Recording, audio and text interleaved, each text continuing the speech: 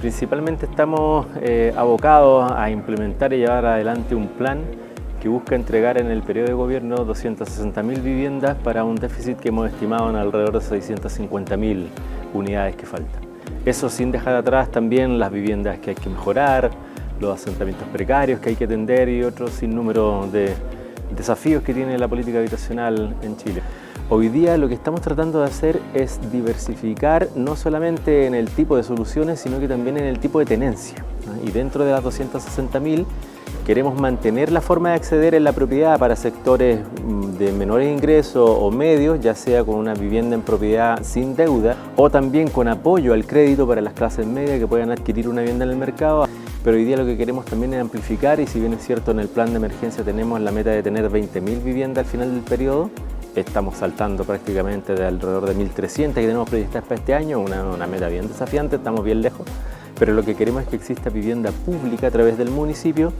de los servicios de vivienda que se despliegan en todas las regiones y también de organizaciones sin fines de lucro con el ánimo también de generar un parque de vivienda asequible que no le cueste más del 25% de los ingresos a las personas como una solución alternativa. Estamos en pleno debate y discusión constitucional en Chile,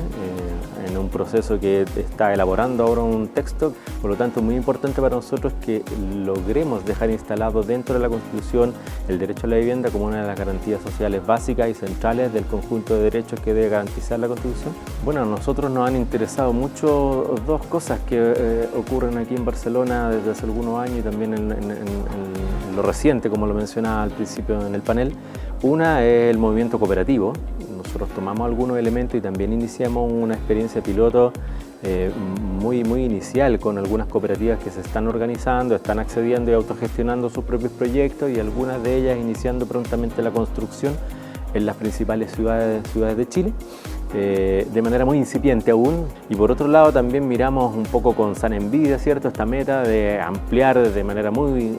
ambiciosa el parque de vivienda para el arriendo. Nosotros también estamos como tratando de en esa misma línea poder avanzar con dispositivos similares basados principalmente en la vivienda pública o en la privada sin ánimo de lucro.